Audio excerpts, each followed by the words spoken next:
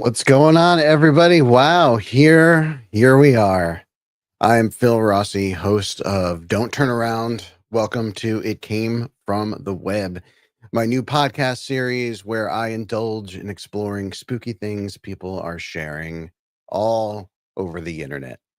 This show is very much related to Don't Turn Around in the sense that it's a chance to look at unexplained occurrences that are seemingly happening every day. And if you're into the paranormal and you follow it at all, you know these things happen all the time around us. This is a live show, so expect the unexpected. The video will be posted on my YouTube channel following the recording, and the audio will be made available on the Don't Turn Around podcast feed. And while there are visual elements to the show, I'll do my best to describe what we're seeing. Finally, thank you to everyone who is part of the Don't Turn Around community, as well as my Patreon pledges for supporting the show. If you haven't already, please head to YouTunes to leave the show a review. If you're watching on YouTube, make sure to subscribe, make sure to like this video, and of course, enable notifications so you know whenever it's going live. And so, with all that being said, why don't we get into the show? I'm going to switch over to the chat view. Just if you want to say hello and let me know you're out there, and if you want to chat amongst yourselves or share any thoughts about the videos and Reddit stories and photos that I'm sharing, that would be fantastic. Love participation. If you're watching this after the fact, drop a comment in the comment section and let me know what you think. Okay, why don't we get into it? I am using new software, so I'm going to do my best to get it to bend to my will. I'm going to go ahead and we're going to start sharing up our screen here, or I should say my screen. Okay, looks like I did that correctly. And why don't I give it a full view? There we go. And then we'll do that. Okay, wonderful. So we're going to start off talking a little bit about Dudleytown. I figured this was a great place to start the show. If you know anything about me, you know that Dudleytown is a haunted location in upstate Connecticut. That is the place where I had one of my first paranormal experiences. A little bit about the history of Dudleytown. This was a town that was established in the 1700s that just could not seem to take hold. It was a town that was befallen by tragedy, people dying unexpectedly, people losing their minds, tales from as early as the 17 and early 1800s uh, exist that tell of creatures coming out of the woods, people hearing sounds and seeing strange things. Those stories persist to today. If you're interested in learning more about Dudleytown, swing by Old Spirits on YouTube. That's youtube.com/old spirits, where you'll find two videos that I posted up there about my experiences at Dudleytown. What I will say about those experiences, I went there in high school on a field trip. So, a high school senior field trip where we spent the night camping in Dudleytown. I don't think this is a trip that you would get away with today. And so, immediately, what I noticed upon going into the town, this is during the daytime, is that everything was just so eerily quiet. And this was the spring. So the insects were starting to sing, the peepers, those little cute little toads were starting to do their thing as well. So there were a lot of sounds in the woods. But once we got into Dudleytown, things just became very, not even just quiet, they became still, and there was just this sense of presence there, this what I've talked about and Don't Turn Around before, this power of place. It was just an energy in the air that everyone felt, none of us could explain or even really quite describe. Now today, after having more paranormal experiences, I could probably better describe this vibe, this almost hum to the air where you feel this sense of anticipation, like you're waiting for something to happen. Now, after the daytime tour, we had some dinner, and then we went back to the town itself. We didn't camp in the town, but we went back into the town at nightfall. First thing that happened was, as we're marching through the woods, which are growing darker, we see headlights in the trees. Now, this is, you got to understand, you can drive up to the trailhead that will get you to Dudleytown. However, you can't drive all the way up to Dudleytown. It's a very narrow path, yet there were headlights in the woods. And as we approached the headlights, we saw this greenish, maybe 1970s, might have been a Cadillac sedan or something similar, just idling in the woods with a man with a green sort of army jacket and a buffalo plaid, red and black flannel shirt beneath, long hair, and a beard. This was my first and only encounter with what I came to understand was possibly an entity known as Flannel Man. What this car was doing in the woods to this day, I have no idea. After sharing a few short words with him, uh, we just proceeded. This is after my teacher shared a few short words with him. We proceeded further into the woods, and soon the headlights faded away. And honestly and strangely enough, after that moment of the encounter, I didn't think another thing of it. Uh, we didn't talk about it amongst our classmates. It's almost like we forgot it. And I didn't remember this story until years later when I was listening to the Strange Familiars podcast, which, if you are not listening to Strange Familiars, highly recommend it. Fantastic show. It wasn't until years later where I was on the show talking with Tim about some of my paranormal experiences. The memory just leapt back because Flannel Man is a regular topic on Strange Familiars, and only we're talking 30 years later, maybe less than, we'll say less than, definitely less than 30 years. I'm not trying to age myself too much here.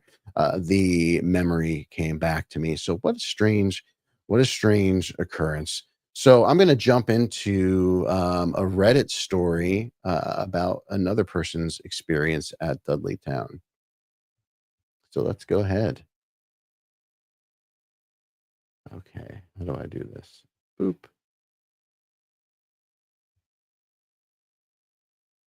There we go. Okay. Okay, let's jump right in. My Dudley Town story, and I didn't read the name of the poster. This is posted by someone that goes by the name of Poopstain McBain, and we'll just leave it at that. First and foremost, holy shit. I haven't told this story to many people since I have second guessed myself over the years. But after reading a story that had dramatic similarities, I figured I had to tell Dudley Town is real and not to be effed with. I went back there in 1999, which is roughly around the time that I went there. It was around 97. This was before police were regularly watching the property, watching the land there because it is on private land. And if you go there now, you will be picked up for trespassing. So I don't recommend heading out there today. I went back there in 1999 with Greg and Dave after fishing the Housatonic River all day. It was late afternoon, and we probably would have had a couple hours to explore before it got dark. Back around this time, you could still park at the trailhead and walk in easily, as I mentioned. I've been there twice, and the first time we went in through dark entry. This time I decided to take the Bald Mountain entrance. On the hike, it got eerily quiet, and we kept hearing a dog barking that never showed, or even though its sound kept getting closer. We walked off of the trail near the well in the center of the town and were surrounded by thousands of frogs on the ground everywhere, which is not all that strange in and of itself. As I mentioned, when we went up there, we heard a ton of frogs, but we didn't see any once we were in the town. They were all over the ground, no matter where you stepped. You were either stepping on frogs or having them leaping at your legs. And I've heard similar stories about frogs being all over the place in the town. Nearby, a shadow darted off into the woods, spooking the hell out of me since the sun was facing the opposite direction, thus creating shadows opposite of the one we saw. Between the shadow, the dog, and the frogs, we decided to leave. I jokingly yelled, Dudleytown, this is BS. F this place. Teenage idiocy, which I'm sure we've all been guilty of as we've explored the paranormal as younger people. On the way out, our footprints in the trail were freshly wiped clean, and "Help me" was written in the sand. I assumed Greg or Dave did it, but we were together the whole time. I got the goosebumps feeling as though something was watching us. Mind you, I've grown up in the woods and my family had a primitive hunting cabin in Goshen that I spent a lot of time at. I'm no stranger to being alone deep in the woods, but this place just felt off. After leaving and getting home, I went to sleep and woke up violently ill, profusely vomiting and unable to keep anything down. I went to the doctor, and after multiple tests, the doctor said I had a strain of food poisoning that he had never seen before. I was put on a liquid diet for weeks, and about 2 weeks later, I felt better and never have had any recurring issues related to it. Now, I'm definitely a cynical skeptic and don't believe in fairy tales and ghosts, but for the life of me, I cannot make sense of that day other than something supernatural occurred. There are no animals in Dudleytown, little sun breaks through the trees, and there are known caves that go miles below the surface. I used to work with a guy named Bruce who lived in Kent, and he told me there are hundreds of stories like mine. He told me of seeing a child run off into the woods as he drove by Bald Mountain at night. So that's pretty consistent with a lot of the stories that I've heard from Dudleytown, consistent with my own impressions of the place. Whether or not this is embellished in any way, it's possible. It's hard to believe something like the words "help me" scribbled in the dirt up there, but anything is possible, right? And that is one of the tenets of this show. While I'm not actively setting out to debunk things, I will remain skeptical, but much like Fox Mulder, I want to believe. And so this is a place also where we can feel free to suspend your disbelief. It's okay to believe, even if the story sounds absolutely unbelievable. Okay, let's jump into our next, which is another Dudley town. And this is a photo. So I'm going to actually pull this photo up. Okay. So we are looking at a photo that is reported to be in a community that is neighboring Dudleytown. And the caption is Ghost next to a man who is walking down the street.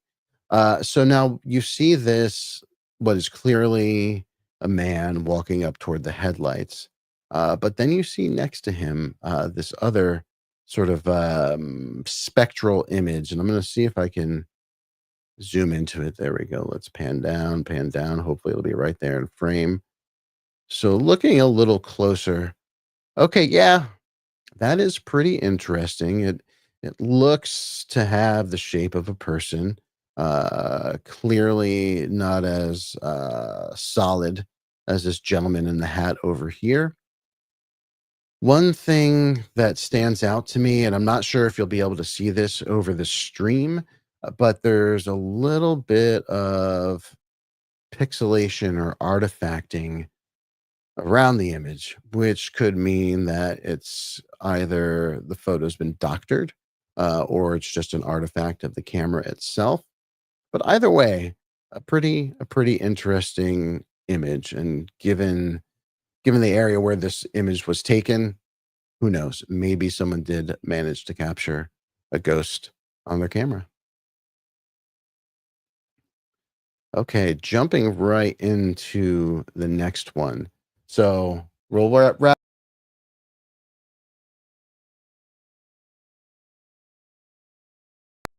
Boom. There we go. Lately, I've been getting more and more fascinated with the concept of ancient aliens. If you're not familiar with the theories out there, it's said that our planet was visited tens of thousands of years ago by an ancient alien race that are responsible for helping us figure out how to build the pyramids and other of the mind boggling structures that persist thousands and thousands of years after they were built.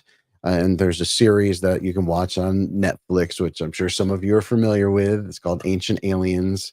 It is a really well presented series. Now, granted, there are dozens of other theories that could explain these monuments, and the ancient alien theory is only one of them. But it is pretty compelling after you've watched a number of these episodes. You start to wonder yourself. And again, what's to say? Anything is possible, and we don't really know for sure what was happening back then. So let's pull up what I was another image. Okay, so the title is 7,000 Year Old Okay, we got some ads to deal with. 7,000-year-old sculpture resembling an alien creature links Stone Age societies. So let's take a look at this. This is pretty interesting. It doesn't look. I mean, it looks a little bit like a potato, if I'm being perfectly honest. Maybe a spooky potato. Clearly, it is some type of a humanoid head, at least based on visual interpretation, where you've got two nostrils here and two sort of slitted, heavy lidded eyes and elongated head. And to jump into the article itself, and this was posted on the New York Post, which is again, take it with a grain of salt. Back in December of 2024, archaeologists have dug up something otherworldly. A mysterious clay figurine dating back 7,000 years was recently discovered in the Arabian Gulf, and it bears a striking resemblance to modern depictions of alien visitors to Earth. Researchers at Bahra 1, a prehistoric site in the north of Kuwait, described the artifact as a small, finely crafted head with slanted eyes, a flat nose, and elongated skull. It's the first such find in the region, they noted, though others with a similar countenance have turned up at Mesopotamian sites and are typical of others related to Neolithic Ubaid community who settled in the Arabian Gulf during the 6th millennium BC. The discovered figurine was a total surprise to the whole team, an expedition leader told Live Science. The joint team from Kuwait and Poland found the statuette at one of the oldest settlements in the region, which dated from 5,500 to 4,900 BC. So that is going back pretty far. The presence of this figurine at our sites raises intriguing questions about its purpose and symbolic and perhaps ritual meaning it may have had for the community and inhabited settlements. Another item important to note in the article, and I will share all these links in the show notes so that you can go check out these articles and images for yourselves, is that the stone that this artifact was sculpted from is not typical of the more red clay sculptures that are indicative of those prehistoric communities in the region. It is more of a stone that is typical of, as is mentioned in the article's title, the stones you might find somewhere like Stonehenge. So that, of course, opens certain interesting questions about, well, cultural trade so early in the day, or if this was stone that have been brought there by ancient aliens. But when we take another look at this sculpture, and we note the elongated head, right? So it's not exactly what we would describe as humanoid, of course, but certainly not human. But then you need to consider that head elongation, this sort of purposeful disfigurement of the cranium, is something that we do see in cultures prehistorically into modern times, and it's possible that this is representative of that cranial manipulation, or maybe it represents a depiction of ancient visitors. And would love to know, of course, what you think. Okay, on to our next article titled "Mom Baffled by What She Sees When Filming Toddler." And we'll have to sit through an ad for this one, I'm almost positive. And this was posted in Newsweek. So it's going to queue up the ad. And so we will read the article while it does that. A woman was baffled after she recorded her child playing and noticed what appeared to be something pulling her leg. Justice 2, 23 from Idaho. No, thank you, Newsweek. Spotted something strange about her daughter's movement when she replayed the recording. In the video, the girl crawls around and one of her leg randomly ascends into the air. I was watching her dance and play with her toys, so I recorded like I'm always doing. Because, hey, if you have kids or if you have pets, it's to be taking photos and recording videos is not totally uncommon. I was watching her dance and play with her toys, so I recorded like I'm always doing, and I noticed something off about her movements. So I stopped the recording to rewatch and noticed what looked like someone or something pulling her leg.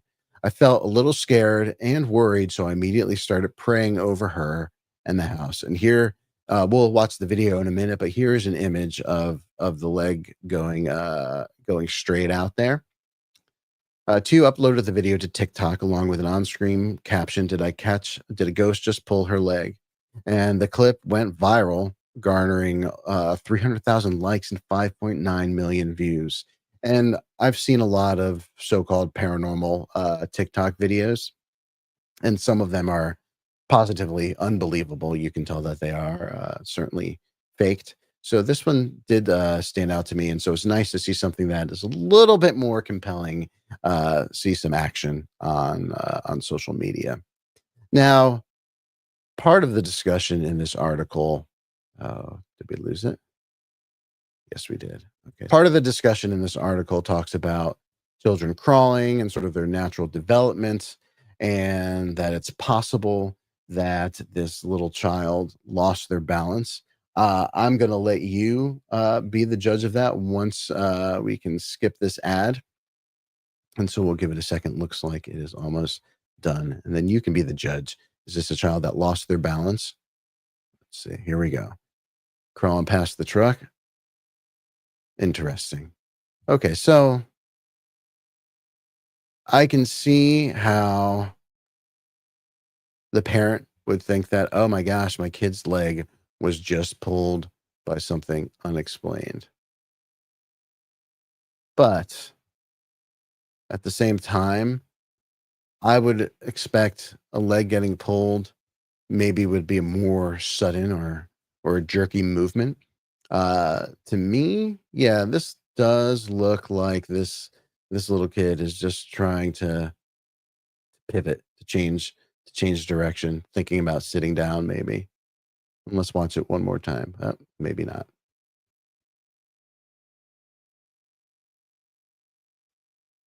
What do you guys think? Ghost pulling this kid's leg, or simply a little kid trying not to lose its balance?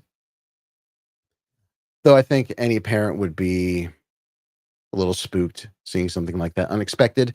Another thing to consider is, maybe this parent is, as I would expect, would be very used to how their child moves. The child seems to be pretty adept at crawling, so it's not like it's these are movements that they're used to seeing, and so that would be enough as a parent to probably make me feel unsettled. It's funny because responses on TikToks were saying, "Oh, you need to move out right away," or "Girl, you got to get out of this house." She did end up having the house cleansed, as far as I know, did not move out. So who knows? Who knows? All right, let's move on to another picture. Now, as I open this up, I will be clear that it's almost one of those images that is too good to be true, right? But the thing that really grabbed me about this image is that it was just very spooky. I love spooky. I love horror. I love anything that gives me a little bit of a chill. And this definitely did, because if you look at it, it does look like something shadowy, hunched up here on top of the cabinets. Now it looks like I'm going to zoom in here a little bit. Let's see. We're going to try to zoom in. Let's see if it lets me drag this. There we go. So it looks like we've got a cabinet here, and then it looks like potentially, I don't know. Does it look like there's another cabinet that it extends further up the ceiling? I would love to know what this looks like with light on it. But then we see this dark mass, and then what looks like two bright staring eyes.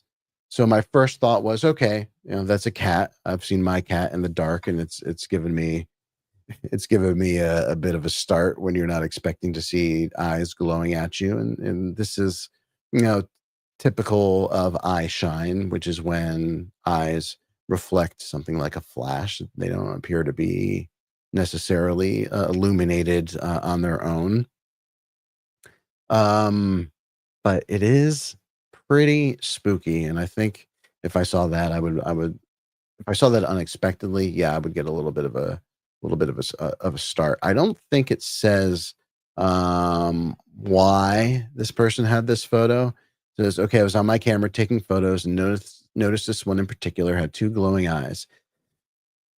I would like to know why they're taking a picture of this closet or whatever area of their house this is. I- Were they hearing sounds in the closet? Were there strange noises in the house or other occurrences that inspired them to snap photos? Or is this purely someone just trying to put something sensational on the internet? If we assume that they're, let's say, for the last week, they've been hearing bangs coming from the attic and things were moving around unexpectedly in the house, and they were hearing noises from this room in particular. And so one night, when after hearing noises, they decided to take a photo, and then this was the image that popped up. If that was the story, I would love it. I would absolutely love it. But we don't know what the story is here, so it could be purely a hoax. It could be a cat sitting high up on the shelf. We may never know, but use your imagination, and that's where the fun lies. All right, moving along. Let's see. We've got another photo here. Let's see. Open this up. Okay, this one's pretty cool too. Um, this person says, I remember taking this photo of a lake to test out the night mode on my Samsung S23. I was alone. It was 2 a.m. and I haven't ever noticed the dark human figure that is on the photo until now. This is an unedited photo. I mean, it sure looks like a person. Looks like a person walking up the beach. Now they are claiming that they were alone. So if you take their word for it, yeah, this is pretty strange. If we zoom in on it, let's see. So you don't really see the pixelation like we saw in that other image from the Dudleytown area. Things look pretty solid around this image. Does not really appear that it could have been just pasted in there. Granted, we all know how easy this is to do, but at the very least, it wasn't a hack job. If this is someone using Photoshop, they did a pretty good job with it. What's interesting to me, though, if you look closely at the bottom of the image, it almost fades a little bit.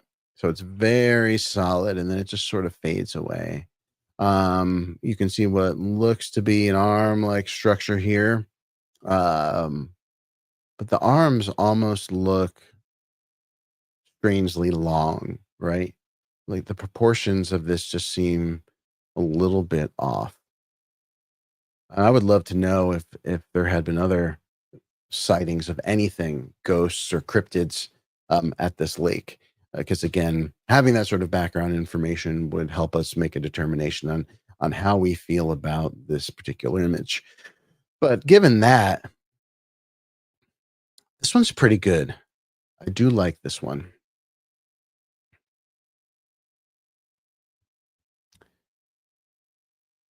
Now, I have been fortunate or unfortunate enough to capture several shadow type figures in images or on video. And one thing that I do want to point out about this image is that it's strikingly similar. And if I could find those images, I'm so terrible with file management, as most of my friends know, and certainly as T knows. I may have lost track of some of them. But I will say this is that the characteristics of this image, and we'll zoom in on it again, take a look, is very similar to some of the shadow figures that I've caught on film. The fact that it is just this deep, really dark tone that's almost as dark as like the shadowed like rocks and whatnot in the area. The sort of fading of the image at its lower extremities is very similar to the photos that I've captured, which makes me a believer. So I'm going to say that I believe it is very possible that this person unwittingly playing with their Samsung S23 at 2 a.m. may have caught something. Also, what they caught is it seems that night mode on their S23 does not work that great.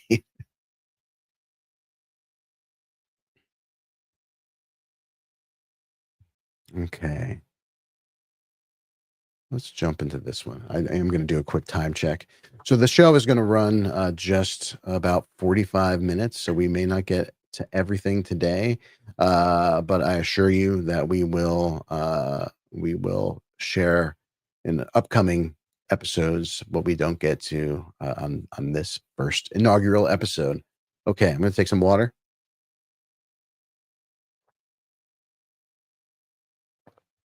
All right. This was posted on the Paranormal Encounters Reddit by NINRN. I like to think that that means Nine Inch Nails nurse because I'm a huge fan of Nine Inch Nails. But let's read this and see what it's all about. So this is titled "Inverted Crucifixes in Hospital Rooms."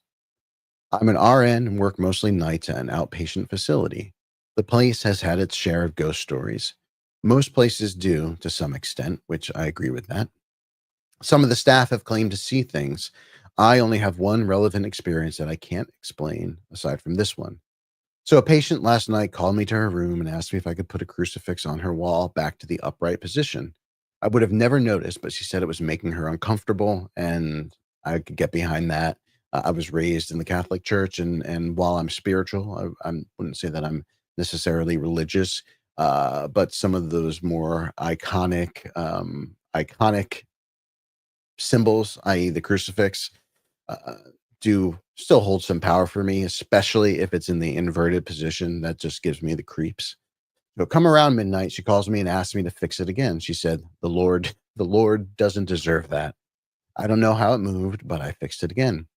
Around 3 in the morning, she called me again and asked me to fix it yet again. She also asked if she could move rooms, which is something I just couldn't accommodate. I took it off the wall and placed it near her bed. Out of curiosity, I went to the room next door to hers and say the crucifix in that and saw the crucifix in that room in the same position. I went across the hall and saw the crucifix hanging correctly. These were things that I just don't pay attention to. I considered the fact that she may have been sleepwalking and just did it herself, but I just don't know. I would have noticed her getting up. So I don't really know if this is paranormal or maybe that particular side of the building has some sort of architectural related explanation. Still an interesting night. Now, one crucifix inverted, yeah, you could think maybe however it was hung might have something to do with it, right? Two, that's where things get a little spookier. I mean, for me personally, an inverted crucifix hanging on a hospital room wall would, much like NINRN, would have definitely given me the creeps. And then finding a second one invert it, I probably would have called my shift early. So good for NINRN for sticking out the shift.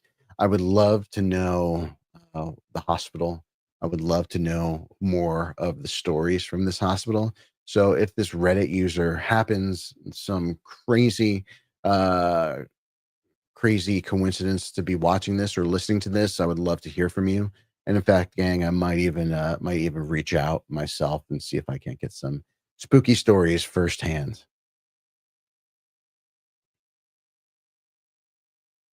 All right. Why don't we shift to another video? This is an orb video. Now, I know orbs are not a fan favorite amongst paranormal investigators. Uh, and I will say this: it was for those of us that are strictly going out to do an investigation and looking for more concrete evidence, like EVPs or shadow figures, like in the previous photo, or we'll call it unexplained luminous phenomena. These sort of lights that you see that are clearly self illuminated, not illuminated by your gear. Those are the sort of things we look for, the sort of things we get excited about. when we see something like an orb come up in a photo or on a video, there are just so many factors that can contribute to that. In particular, insects, dust. So that being said, I did find this particular video interesting. So why don't we take a look? All right. This is titled Unsettling Footage Shows Orb Like Figure Floating Around Cricket Club's Bar. Anyone have an explanation? A club cricket chairman was knocked for a six, and I love that term. I'm gonna have to find a way to use that in my regular conversations. But a club cricket chairman was knocked for a six at a ghost figure floating around the bar after closing time. Cleveland Cricket Club's video shows an orb like figure flying around the bar on Tuesday, January 7th. The orb can be seen moving up and down and seems to be joined by another figure floating around behind the bar. Now that I didn't notice when I first watched this video, so I'm excited. So we'll have to look for this other figure behind the bar. The club asked their followers on Facebook page if they had any explanation for the unsettling footage. It said, "How's that for unusual?" Chairman checks the CCTV after the Wi-Fi drops off at the clubhouse, only for footage to reveal some orb-like figure floating around. So let's take a look at the video. And I was kind enough to skip the ads for you all. All right. Okay, so we see it floating around. Oh, I just saw something move behind the bar. Okay, so and I think I saw it again. Okay, so they zoom in on it. Now, what is interesting here is that, oh, and there it goes again behind the bar. And I'll try to point that out after I play through this again. Okay. Oh, man, it's going to make us watch another ad. So let's switch here while it does its thing. So, what was interesting to me about that was that it was following a somewhat interesting path, right? And air currents can vary. We know this to be very true. Um, but at the same time, what was also interesting was that there appeared to be no other dust in the shot, right? So it was really just this one lone orb floating around, and we'll go back to take a look at the images themselves. So let's make sure it's not playing yet. Nope, it's giving us an ad. Skip, pause. So, yeah, I don't see any other orb-like structures in this part of the image. Uh, Again, it could be a single mote of dust up very close on the camera. Let's play the video again. And so now when I play it this time, keep your eye behind the bar as well. So right there, coming across, and then seeming to go back behind here while this just kind of moves around. And what I also noted is that the movement behind the bar did seem to be independent. Now, it could be artifacting from the camera, but it appears that at times the shape of this orb is changing. There are some tendril like structures coming off of it. It doesn't seem to maintain the same the same shape throughout, which is more or less inconsistent with what you see with dust. Usually, a dust mote remains a pretty standard circular shape, but this does seem to be changing shape somewhat throughout. Again, that could be the result of pixelation from the camera. What's to say? And like I mentioned, I have caught a number of orbs on camera. Some of them have been more or less compelling. This one I found to be pretty compelling. It was a pretty interesting video. It can surely have been dust, but I feel like it's a little there are other qualities to it that make it something a little more exciting. Wow, gang, hard to believe that we are at 46 minutes. Wow, this went by really fast. So I'm going to share a UFO video. I have several that I had hoped to show, but we only have time for one more. And this is something that was posted on Instagram. And I'm going to go ahead and we'll go back over to here. Now, this is titled something along the lines of object drops during thunderstorm. And if you were paying attention, you would have seen it fall from the sky right there. I don't know that I can exactly zoom in on this, unfortunately, but watch the sky in this area. Uh, Boom. Now, they may have slowed things down there a little bit so we could get a better view of it.